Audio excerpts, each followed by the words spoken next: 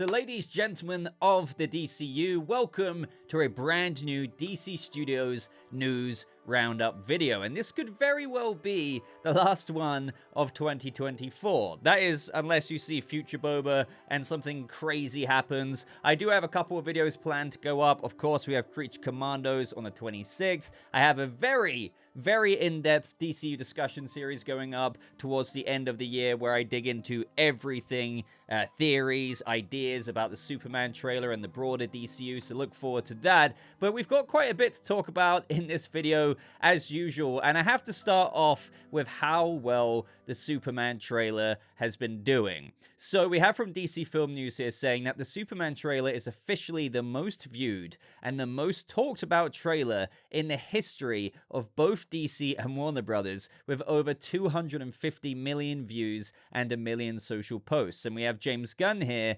saying basically the same thing, saying Krypto really did take us home. This is because of all of you. Thank you. We're incredibly grateful and most of all excited to share this movie with you in July. And most recently, it's actually overtaken the Deadpool and Wolverine teaser trailer at 35 million views on YouTube. But right now, as of when recording this, it's reached 38 million views. Now, the reason why this is so significant is because obviously, this trailer kind of needed to do well. I mean, it could have gone quite opposite. It could have had millions of views, but not 38 million. Now, obviously, views don't equate to people's thoughts on it, but if there's one thing that I have observed, that is that a lot of people, and we're talking like even the kind of feeling of the general audience, they are loving what they are seeing. And also, of course, the trailer doesn't equate to a great movie. Obviously, we need to see the movie, but the point is, at the very baseline here,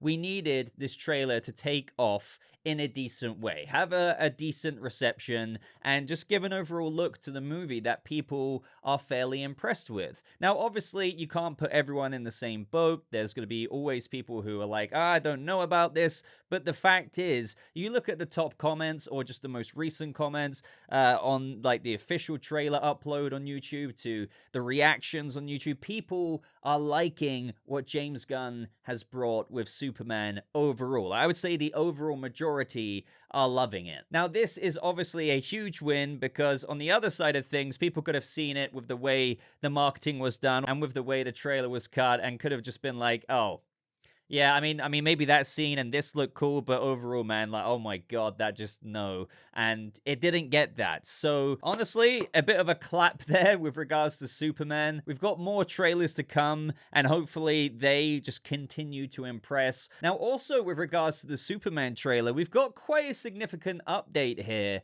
and that's to do with the newspaper that I was covering, and well, a lot of people were, that was featured in the trailer where we had that Metropolis cop looking at it. We had David Corenswet Clark Kent walking into the Daily Planet holding this newspaper, and we had Jimmy Olsen looking at it. And in my in-depth trailer breakdown, I tried to kind of debunk, from my personal perspective here, the whole idea that on the front page that this was Gorilla Grodd, because the headline read, "The Hammer of Baravia creates havoc downtown," and I said, yeah, I don't think this is Gorilla Grodd. To me, it looked like a big plume of black smoke, so I was thinking this Hammer of Baravia could be kind of, I don't know if any of you have played Gears of War, but like, you know, the Hammer of Dawn, some kind of orbital weaponry, perhaps from Baravia, and it created some kind of explosion, and that led some black smoke. Now, it turns out everyone, including me, was wrong here. I was kind of half right. It wasn't Gorilla Grodd, but it also wasn't a plume of black smoke. It turns out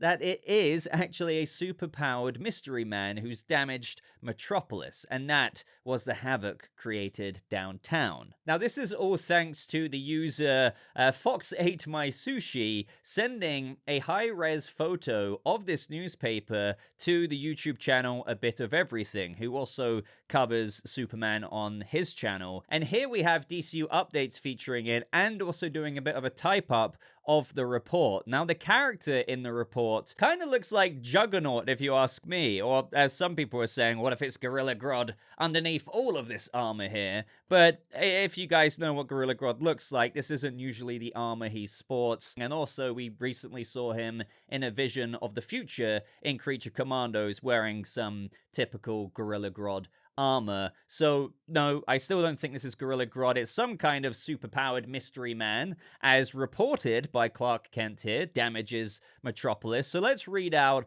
what the article in the Daily Planet from Clark Kent has to say. So, Metropolis was targeted by a superpowered mystery man on Sunday. Now, also, this newspaper was released on Monday, May 19th, so Clark must have handled that as Superman the day before and then quickly wrote up this report to post as the newspaper on Monday, but continuing on, resulting in over $20 million in damage to the city. The self-titled Hammer of Baravia attacked downtown Metropolis, claiming it was retribution for the recent political interventions in Baravia by Superman. So to interject again here, this probably is a link to that part in the trailer where we saw all of this chaos going on in Baravia. It looked like some kind of war. There was a bombardment of various damage and explosions happening with civilians escaping, and we had that kid calling out to Superman. So that's likely when Superman flies in, he writes that report, and it goes on the front page of the Daily Planet, and that's the morning of when Clark is rushing into work holding this very newspaper. But it's just that we have a super-powered mystery man retaliating to Superman's involvement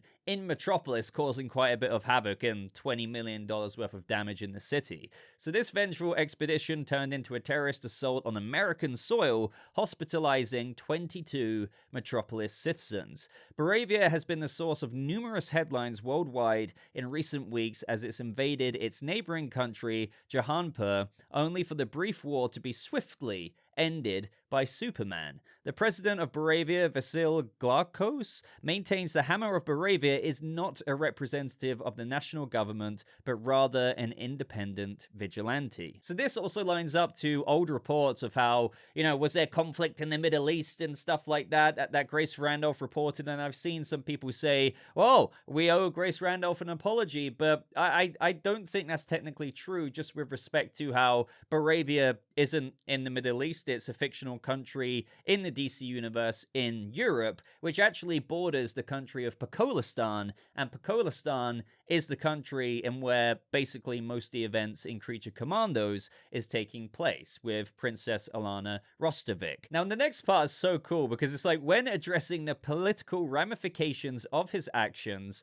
Superman said, while critics thousands of miles away from this conflict continue to argue if what I did was right or wrong, the bottom line is people's lives were threatened. I had to act. The reason why I find that pretty cool is because, don't get me wrong, it is always a bit sketchy when a superhero may involve themselves in something like a geopolitical conflict, and, this could, create some kind of tension, or is it a threat of war, just like how, this Hammer of Baravia super-powered mystery man could be seen as like an act on behalf of Baravia to the USA, because, they cause some kind of crazy-ass havoc in downtown Metropolis. But since, the Hammer of Baravia isn't a representative of Baravia, therefore it's not an official act of war. But also the same can be said for Superman. Like, he's not a representative of the US government. So if he flies over there, even though he's mainly kind of stationed in the US, it's still not like a declaration of like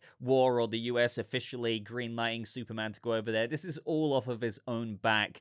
And it's very Superman in the sense of, look, this may be going on, but if there's explosions happening and I can save a bunch of civilians, it's not me, escalating this war. It's not me escalating it through, on behalf of the American government or anything like that. So he's like, while critics thousands of miles away from this conflict continue to argue if what I did was right or wrong, the way I see it, man, is like, the bottom line, people's lives were threatened, explosions were going off. Of course I'm going to fly in if I can and whisk a few people away to safety.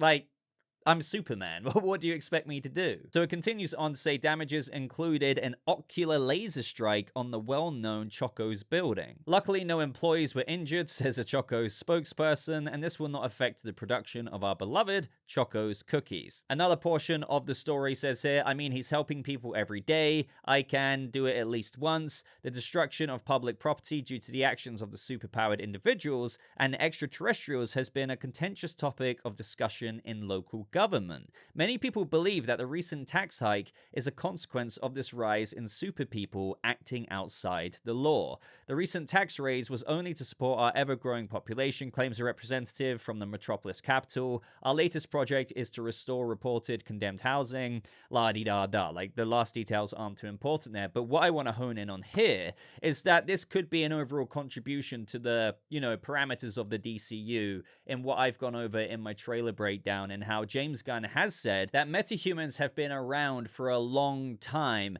and there's more of them today than there used to be, and they're more of an issue now than they used to be. And the reason why I'm saying that and linking it into this is because they're talking about the destruction of public property due to the actions of superpowered individuals and extraterrestrials has been a contentious topic of discussion in local government. I think this is an overall discussion in the world, and where even the public to some extent may have become disenfranchised with superheroes. And this is the whole reverse kingdom come theory that I've been talking about for a very long time now, in how not only civilians but government to corporate places like Stag Industries, Lord Tech, and Luthor Corp here are kind of butting their heads all together to kind of maybe offer a little bit more of a regulated superhero world. This could be, linking to the Lord Tech corporate heroes of Guy Gardner, Hawkgirl, and Mr. Terrific. Lex Luthor in the movie, as Nicholas Hoult said, that while we may not agree with his process, he has this ideology that he's trying to push out there to better humanity. And I believe that all links to not relying on superheroes, but rather to regulate them and maybe have our own man-made, mankind-enforced protections for the world, and how he could even really, in the plot of the movie, be causing situations to happen to make superheroes look incompetent, like Superman himself. Maybe he's the one who caused that kaiju situation. Maybe he's the one who causes the Solaris-esque jellyfish situation that we saw in the trailer. You get where I'm going with this. I can't ramble too much more there, because that would make this a DCU discussion series video, and we're going to get into that in a future video. But you see what I'm going with there. That commentary there right at the end of the article, I do really believe is like an underlying commentary that is going on in the world of the DC Universe that's had a very established history with superheroes, anti-heroes, metahumans, and supervillains. But I would love to know any and all thoughts with regards to this. It's just like a nice little extra tidbit detail that we've got since the trailer. Now, in other slight updates with regards to Superman, James Gunn responded to a fan who said, "What's the runtime of Superman?" And he said, "Well, it's not finished yet, so I don't know, but under 2.5 hours," which I think is a fine length for the movie. I think, 2 hours would be a bit shy of what I'd want it to be. 2.5 hours would be good, but if it's under 2.5 hours, as he's saying here, roughly, despite it not being finished, that's where he thinks it's gonna land. 2 hours, 23 minutes, 2 hours, 18 minutes, somewhere around there. I think that's a decent length to tell this story. Now, also in Superman news, Brandon Davis asked James Gunn when he got the opportunity to meet him, like a lot of other influencers and journalists did, to kind of ask the cast various questions, is there a credit scene? And he said that James Gunn started to say, sort of, but then he kind of started thinking about what he was going to say, and he released a couple more answers here. And I do go on to talk about this a bit more in my DCU discussion series that you guys will see in several days' time. But he also said with regards to a credit scene, sort of. If you looked at my credit scene on the Marvel movies, the one time I screwed myself was when I put Adam Warlock in, because then I'm like, oh shit, now I've got to put Adam Warlock in the next movie, which was actually a pain in the ass. So I'm not going to set up whole universes with end credit scenes. I love giving audiences who sit through all of the credits, end credit scenes, but I'd rather it be something that's fun for fans and not necessarily, hey, we're setting up the whole next part of the universe. Because I know how it goes and I know what it's like, and it's like you think of the best credit scene, but then you got to adhere to that down the road. And I think I agree with that. We've heard this comment from Gunn in a couple of other interviews as well, with how there's a couple of scenes that he might even end up cutting from the movie towards the end. And he said it in a similar way, that he doesn't want to just be like, hey, this is deliberately set up to set this thing up in the future, and it's all like super connected, and it's all for the sake of that. He rather just focus on making this movie a really good movie and not just have like major moments only solely dedicated to doing that kind of fan servicey setup for whatever the future storyline is or big overarching story is. But he did say that he loves giving audiences who sit through all of the credits, end credit scenes, but he just rather they be fun for fans. So that still could mean that we get a fun end credit scene in the Superman movie. Now, I personally think that this could be something like Millie Alcock's Kara. Who knows? I've seen some people say, what if this goes back to that James Gunn post or that reply from quite a long time ago now, where that fan said, I'm being 100% serious. If this happens in James Gunn's DCU, I will put a Herzog and eat a shoe. And it's about Superman and Batman sitting in a cafe. And Gunn replied, please tell me the specific of what needs to be there to see you eat a shoe. And then they go over a couple of specifics, and then Gunn says, okay, good to know. Back to you in a few years. Now, I'm not saying this is going to be the scene that is the end credit scene, but I just wanted to bring it up because it would be nuts if they did low-key cast a Batman and you did see Superman and Batman in a cafe just to kind of offer even more world building. It's something, to be honest, I really don't expect to happen. They could even actually do it without casting a Batman, and it's like a long shot of Batman or Superman on the way to a cafe to meet Bruce Wayne. I don't know. I totally acknowledge that this is crazy speculation and something, again, that I don't really think is going to happen, and it's probably Kara that we're just about to get into. But James Gunn was reminded about it on Instagram through this user posting a reel, kind of bringing it up again, and James Gunn liked the post. So I'm not saying that means he has to deliver on what he once said and kind of tease that he might do with that fan in that interaction, but you never know. Now, Brandon Davis over on Twitter said there is an actress in Superman who has not yet been announced as part of the film. James Gunn said she cried watching the trailer recently but wouldn't say who it was. Could it be Supergirl herself, Millie Alcock? The full quote from James Gunn is, I remember I was showing it to one of the actors in the... I can't say because it's not announced she's in the movie. I just realized she was in my trailer and I showed her it and I look over and she's sobbing. I do think that this is probably Millie Alcock. I've always said that she could easily be in this movie because I believe that Kara came to Earth several years ago. Gunn already said that Kara, for the first 14 years of her life, grew up on a chip off of Krypton and watched everybody around her die. We know that Supergirl Woman of Tomorrow picks up on her 21st birthday, and all while I don't expect a full copy and paste, I think they will be accurate with her age there. So I do think that she arrived to Earth, obviously, as per traditional kind of canon here, when Superman was already a full-grown adult Superman, but she was kind of a teenager, and in the years since, she's been trying to acclimate to Earth's culture, but has been trying to discover herself ever since. And maybe she's going out and about because, as per in Supergirl Woman of Tomorrow's beginning comic book pages,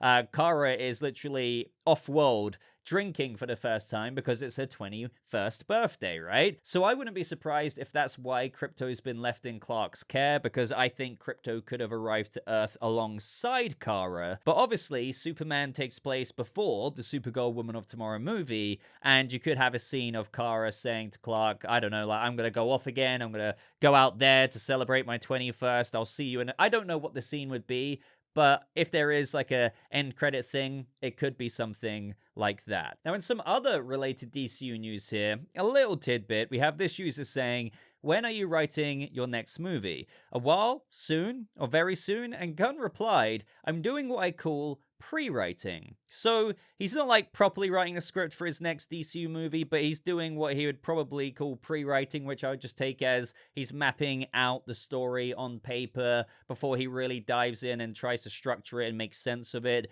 But it's cool to know that he's already basically writing his next written DCU script. Now, what could this be?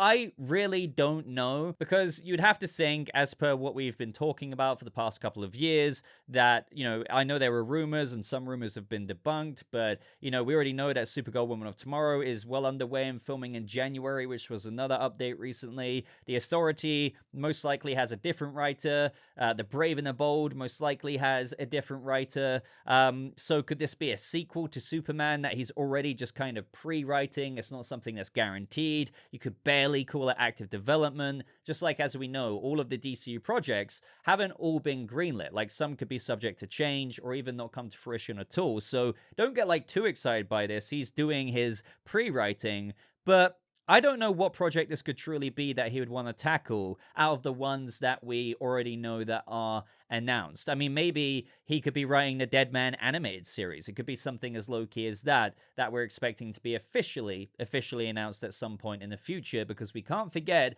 how the DC Studios Fan First thing that you can sign up to and get email updates about said that they've got plenty of announcements and updates to come in the future. And we have heard whispers out there that there will be more DCU announcements and just DC Studios in general announcements to come, but maybe not by the end of this year, maybe going into the new year to kind of mimic January 2023 with the Gods and Monsters YouTube announcement video. So maybe something like that's going to happen. We don't know, but either way, I would love to know what project you think James Gunn would be tackling himself to write.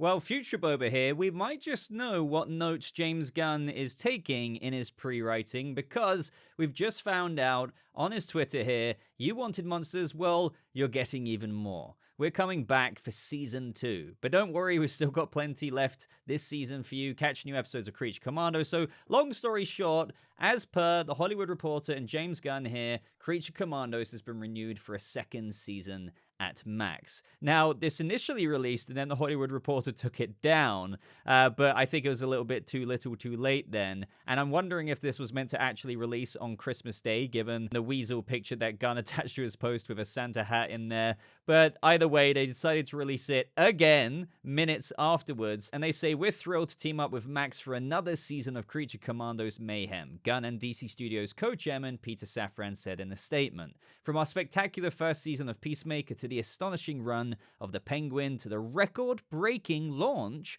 of Creature Commandos, Max has consistently delivered above industry expectations and beyond our wildest imaginings. Thank you, Casey, Sarah, Pia, Sono, and the entire team for your tremendous support of DC Studios. We are proud to call Max our home. Now, I find it very fascinating that they said it's a record-breaking launch for Creature Commandos. Now, I don't know if numbers are out there right now, but there have been photos circulating of how Creature Commandos was once at the #1 spot in the top 10 most streamed shows on Max, even surpassing Dune Prophecy. So either way, I think the show's done very, very well. And no matter what theories or conspiracies people want to chuck out there, Warner Brothers Discovery would not renew a show and pour a budget into a second season if it wasn't successful for them. Do you know what I mean? Especially when they're in the business of canceling animated films and taking that off their library over the past couple of years, amongst Batgirl being canned and having a tax write-off and all of that stuff. So I've seen people talk about this already,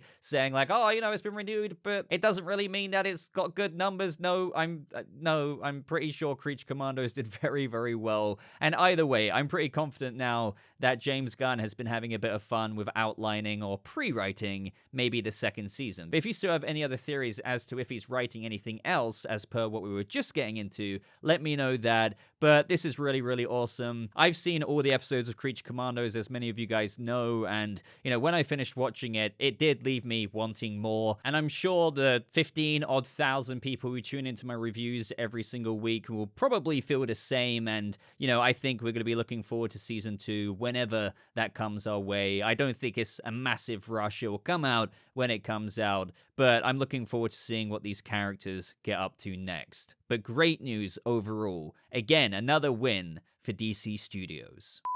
Now, this next update is super, super fascinating, and I've kind of already spoken about it in my Creature Commandos Episode 5 review that you guys won't see until the 26th of December. But just to bring it up here before then, and, that will be in that video anyway, just in case people don't tune into this video.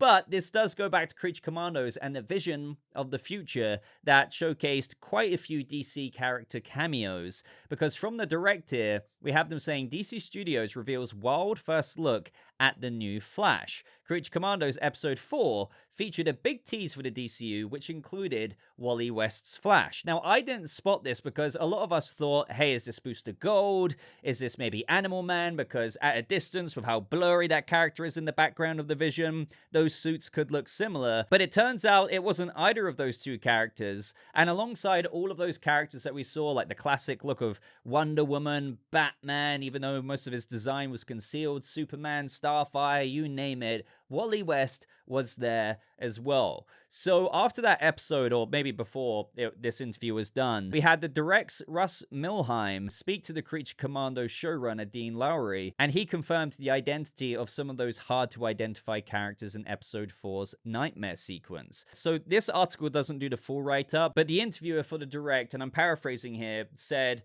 I believe I spotted Starfire, Wally West's kid, Flash, and that's when Dean Lowry, the showrunner for Creature Commandos, said, yeah. So he acknowledged Kid Flash Wally West, and I emphasize Kid Flash Wally West because a lot of people were thinking that Wally West would be the main Flash of the DCU because of this vision and this new information, but the showrunner responded, yeah, to Kid Flash. So this would mean, yes, you would have to believe that Barry Allen, in this established world of the DCU, is out there as the Flash and has been out there for some time already. I'm not saying he's like 15 years into his Flash career or anything, but sometime to the point of where you would have a Kid Flash Wally West. And what further emboldens me to be like, okay, yeah, I believe Barry is the main Flash, is because I believe, as we know, these Future Vision DC character cameos were chosen fairly deliberately. And the fact that Starfire was in there as well, I already said that, well, considering these would have been deliberate choices, I think that this could be a bit of a nod to that Hollywood Reporter article in where they claimed that Ana Nogueira, the writer of Supergirl Woman of Tomorrow, was penning a script for a Teen Titans movie. And I was like, hey, well, you decided to feature Starfire in there, but now we know that Kid Flash Wally West has been included in that Future Vision. That's now 2 characters that could be Titans, and I think just contributes more to how, oh, well, hey, these are deliberate choices to appear in that Future Vision. There's 2 characters that could be a part of a Titans lineup, where there's reports of a Titans movie being written, albeit not officially announced and acknowledged. So I do think that, that has something to do with all of that stuff going on there. Now, speaking of Teen Titans, we have a little scoop tidbit here from Daniel RPK very, very, very recently. Now, take this with a grain of salt because Daniel RPK, the kind of thing where it's like, hey, you get some things right as a scooper, some things wrong. And I believe in one of his latest posts, he said that the lineup in the Teen Titans movie is the one from the animated series. So as we know, Beast Boy is in that, Raven, Starfire, Cyborg, and a Robin, which is, if I'm pretty damn sure the Teen Titans Robin is Dick Grayson. So this is interesting because I've always been wondering if we hypothetically entertain this scoop and rumor that would the Titans project that Ana Nogueira is writing and will hopefully be announced be a Dick Grayson led Titans team. I've always wanted it to be that because I entertained how it could be Damian Wayne led, because obviously with the fact that we have Dick Grayson in this DC universe with a Batman already established and Damian Wayne coming in as the Robin of this story, or he will go on to become Robin once Batman has knocked him down a few pegs from his assassin attitude, that, maybe they were going to do a rendition where once Damian had calmed down, he might go on to lead a Teen Titans, because maybe Dick Grayson might not be a Teen Titan, so to speak, anymore.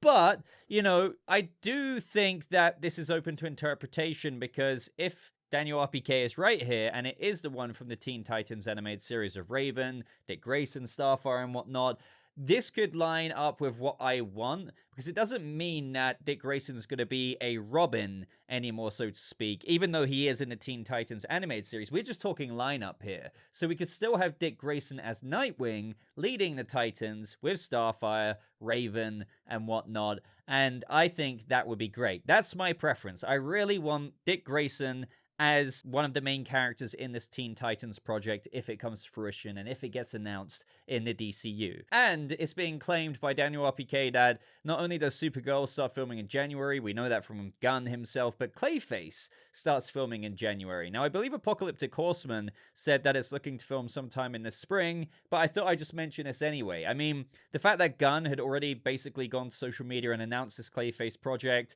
they could be gearing up very, very early next year, because never say never, but it is slated to release initially, as of right now, a month before The Batman Part 2. But speaking of Mike Flanagan's Clayface, we did learn a few details after I had posted my video talking about it, and the movie is being described as DC's version of The Fly. I believe this comes from Brandon Davis BD on Twitter as well, and if you know The Fly, that makes so much sense for the vision of the Clayface movie. Not only that, apparently it's got a budget of around 40 million, which is just crazy. That is like crazy cheap for a movie, and even reminds me of Joker, Todd Phillips's original Joker, which had a budget of around north of 60 to 68 million. Don't quote me there, but it is around that range. So 40 million for a mud monster. Like, this is a fantastical DCU with Mike Flanagan's Clayface, but I still think that they could pull off those visual effects, and it'll be very prosthetics driven, just kind of like The Fly. Again, maybe I'm showing some stuff about The Fly on screen right now, and maybe a lot of you have seen it anyway. But that movie, I can easily see that inspiration injected into this, and how they can maintain the low budget, because it could be very, well, as what we've heard, Mike Flanagan wanted this tragic, villain origin story with regards to Clayface, so it could be very point of view driven, very kind of self-contained. It doesn't need to adhere to all of these cameos, fan service, this, that, and the other necessarily. I'm not saying it's going to be quite like the lens of Todd Phillips's Joker, but with the word about The Fly and the heavy inspiration there, and how they could clone that onto Clayface, a very prosthetics driven, but yet mixed with some CGI, because of course that will be implemented in some way or another when you're doing a DCU Clayface. I love the idea of that, and that could be hopefully a very profitable movie if people do go to see it and it has a 40 million budget. I mean, granted, you got marketing on top of that, but even if it made a few $100 million on a $40 million budget, that would be incredibly, incredibly successful. Next up for this video, I kind of want to get into a bit of a rant about The Batman Part 2, because it seems that there's a lot of fear going around again, because I think Jeff Snyder has said some stuff about The Batman Part 2 on the Hot Mic podcast. I think maybe even Grace Randolph has said some stuff. There's a lot of like rumors and whispers out there once again that maybe, just maybe, things are changing in the air, but we might just not hear about it right now. But those incoming DC Studios announcements could lead to an announcement of Matt Reeves implementing and joining James Gunn through putting his Batman in the DCU. Now, Jeff Snyder, what I will say about him is that I know a lot of people kind of clown on him at times, but he is a reporter who does get information right, and he does have connections. But that being said, he doesn't get everything right. The same thing with Grace Randolph. So take that as you will. But the thing is, let's go over what was said here. When being asked about Matt Reeves on the Hot Mic podcast with John Roker here, being more a part of the DCU process, Snyder said that he was having to think about it. He said, like, I'm trying to think about what to say and how to say it. That's why I write, so you can kind of sort your thoughts and see what I'm actually saying before I say something and give some soundbite. But I've heard there's definitely something going on between these guys. Now, granted, the delay is because of something else entirely with regards to the Batman 2. It's because of a personal thing I'm not going to get into. Now, as you may have heard from me, and from what I've heard from some sources behind the scenes, that yes, I can back this up. It's why I said in my previous video, I just wanted to put something out there that, on top of like how long Matt Reeves takes to write scripts anyway, he even talked about that in a recent interview with Zoe Kravitz, on top of the writer's strike, this, that, and the other, there is now another reason that I have learned, and what Jeff Snyder has said here, so clearly people who may have some connections are hearing about something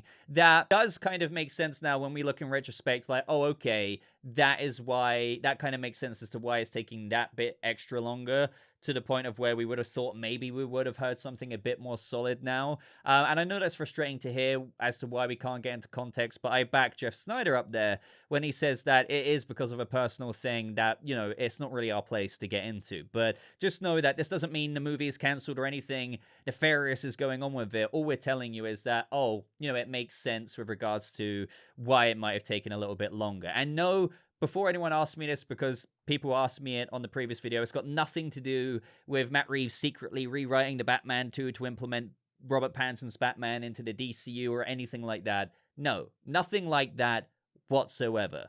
But anyway, getting back on point here, what Jeff Snyder goes on to say is that, so what I'm trying to say here is that I think James wants Pattinson in the DCU. I think that Reeves is resistant to that, and that it may be, okay, if we do that, I need a certain amount of control about the way the character and other characters interact with him and behave. So in that sense, is he going to take greater control? I just think that he has oversight of Batman, and it doesn't make sense to have him have his own oversight and do nothing with Batman, and then have a second Batman in the DCU. It doesn't make sense. He also goes on to talk about how he doesn't necessarily think that Reeves is going to get a chance to do his trilogy, and that they're just going to say, okay, you can do the second movie that you were planning, but after that, we want Pattinson over here.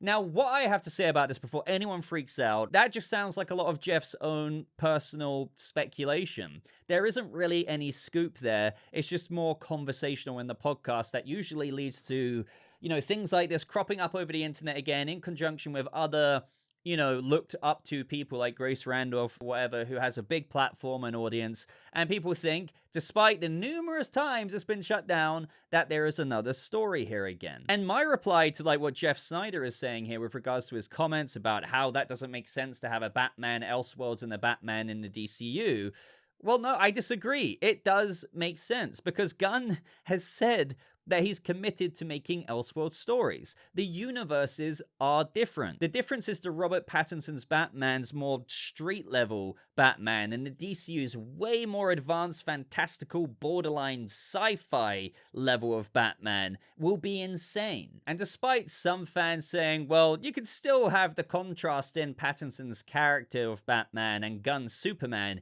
in the same universe, well, I said this over on Twitter to just kind of like rant about it once again. And you don't have to agree with me here. I'm just trying to like explain why I don't think this will be the case. So I was asked by this user saying, just wondering, Boba, but what are you resistant to when Reeves would most likely get full creative control either way? Is it just that you want Reeves's bats in a grounded universe and setting? Because I can get that. And I said, you know, I mean, I'm only resistant in the sense of having all the various quotes from Matt Reeves in my head from over the years. And it's not in his interest, and so I think that should be honored. I think his world and the characters have been uniquely cultivated to be distinctly different from what the parameters of the DCU's world will be, despite my acknowledgement and understanding of various fans' imagination of David Corenswet Superman and Robert Pattinson's Batman standing together in a scene, right? I get it. That looks cool in the fan goggles fantasy side of that. But I think that's just looking at the sugarcoating. It's so easy to get carried away with that. It looks and sounds cool to many, so to speak, and it's even borderline enamoring. But when pondered about deeper with everything taken into account, it's not in service of Reeves's intentions and vision, nor actually to the DCU, to be honest. But yeah, if it's something that ended up happening, it's not like I'd hate it. Of course I'd roll with it. You know, I'm a fan here, and it might just be an is what it is situation, but I'd completely call out every single instance in the past where it's been said otherwise. Bottom line, I just on a fundamental level agree with what Matt Reeves has said multiple times over the years, in how he's explained his universe has been forged to be less fantastical, and that it should probably stay that way to be true to his vision.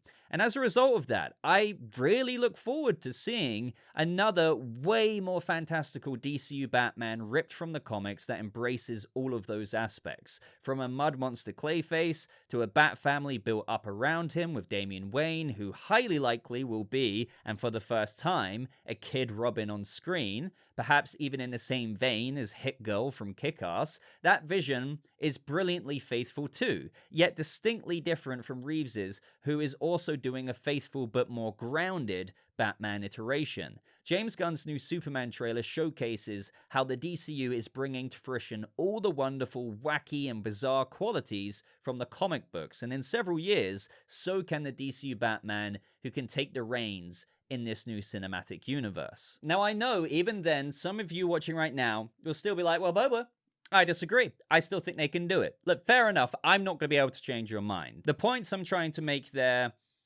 despite Matt Reeves saying it, despite James Gunn saying it, I guess you just still think no matter what, they can retcon things, they can just do this, do that, and it can still be done. But, like, you know, then I just think, like, most recently, despite everything I just said, we have a couple of comments from James Gunn that just repeats the message he said numerous times before in how the Batman, or his DC Batman, and Matt Reeves' Batman will be separate. Just like in an interview very recently with Gizmodo, Gunn was asked if he was worried at all that the Clayface movie is now likely to open before the next Batman movie from Matt Reeves, currently scheduled for a release a month after Clayface, and Gunn said, well, I mean, Clayface is in the DCU, so it doesn't matter. Meaning, like, in his opinion, the fact that one's Elseworlds and one's DCU, like, it shouldn't really, like, matter. But the broader point is he's confirming a separation there. Just like he confirmed a separation here. Matt's Batman is part of DC Studios, not in the DCU, so of course he tells me what's up. And then Matt Reeves confirmed it here. Look, I'm excited to hear what they're gonna do. The Batverse thing, as James has said and as Peter has said, is kind of its own thing that they're letting us do. Oh, and then as James Gunn said here, after this user said a while back, does this mean we're still getting an actor who has already been Batman, or we're getting a new actor altogether with regards to DCU Batman? New actor. Then we have here with regards to Batman not being in the DCU, Reeves' Batman. James Gunn says it's Matt's choice, and we respect that. And I can say it again and again and again and again and again and again with all the different examples, but quite frankly, I can't be bothered to go through all of the screenshots and receipts to just prove the same point again and again and again and again and again. And even beyond that, there's just like other things that I just think people don't take into account. Like the whole thing about how the Batman, Matt Reeves' Batman, is set in the year of 2022. Just like how the Penguin is set in November, going up to December in 2022. And I believe the Batman Part 2, from what we know, despite the time difference in building the script for Part 2, will still take place in the new year of 2023. And Batman is 1 year, 6 months, borderline 7 months into his Batman career. Let's say that the DCU's Brave and the Bold aims for a 2027-2028 release date. For him, like Pattinson's Batman, to have a Bat family built up around him, trained multiple Robins, and then have a kid,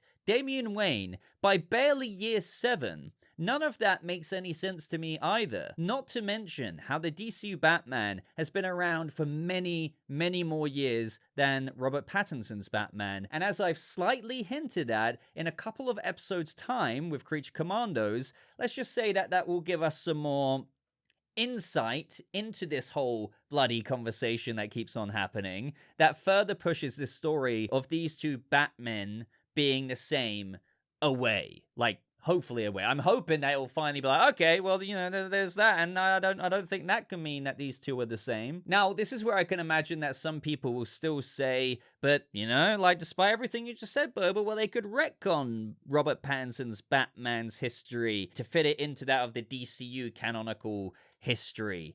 But to me, that's just so messy. And the things that they would have to do to, like, actually make those two things connect, despite people saying otherwise, would feel like putting masking tape around it, like duct taping it all together. And I don't think it works, despite how many of you really, really do think that it will. Now, I will say, just in case the mind does change, as I said in my Twitter post, I will be calling it out. Like, I get that, yes, something could technically change. I'm not omniscient. I do not have a crystal ball. Who knows? Crazy things happen. This isn't me endorsing the theory to anyone who's like, oh, Boba is he buying into it? No, I'm just saying, for argument's sake, if that happened, I'd roll with it. I'm still a Batman fan. I'm a fan of what Gunn's doing with the DCU. But I would still make a whole video being like, well, you shouldn't have said this,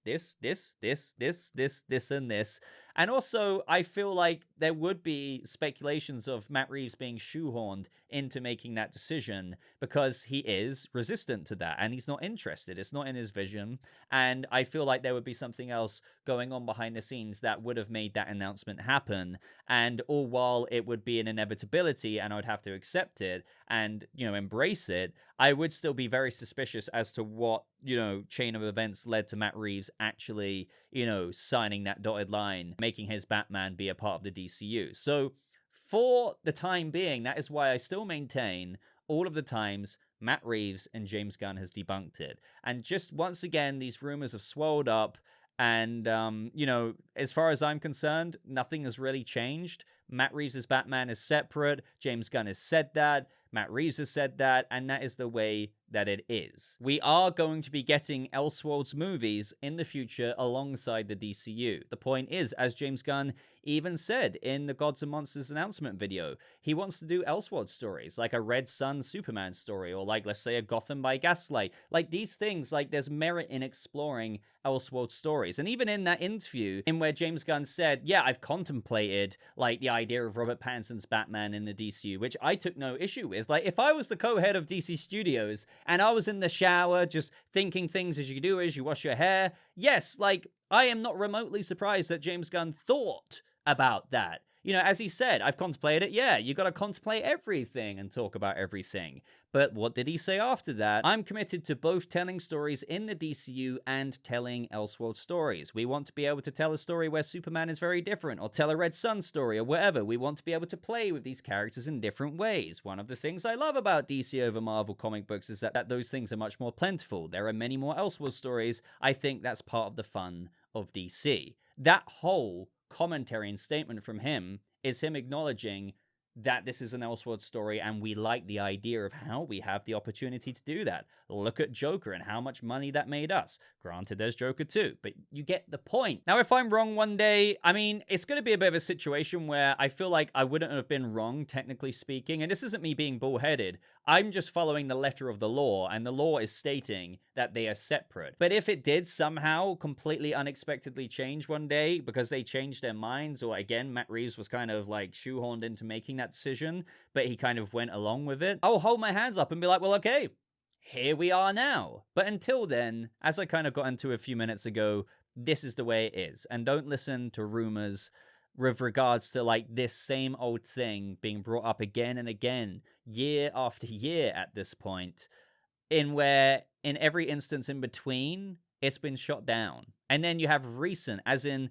the past week, comments from Gunn reaffirming how they are separate. But anyway, let me know your thoughts on that and every other story in this really big last news roundup video of 2024. Unless something crazy happens and you see future Boba in this video or over the next few days, I don't know. But, it's kind of almost Christmas, so, I might be away other than the scheduled uploads that I have over the next week. With that being said, I hope you guys have a bloody brilliant Christmas. You might be hearing this message from me over the next couple of videos as well, but this is literally present day, 23rd of December, Boba saying this right now. Thank you so much for the support on the channel. It really means so much to me. I love how many more of you we've got on board, and I can't wait to take that future journey together as we cover all of this stuff in the DC Universe and beyond. Pay attention to the channel over the holiday period if you happen to be chilling out, because we do have that Creature Commandos video going up. We do have a DCU discussion series video going up, and who knows,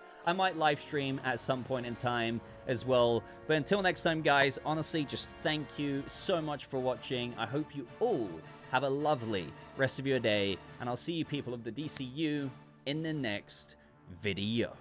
Goodbye.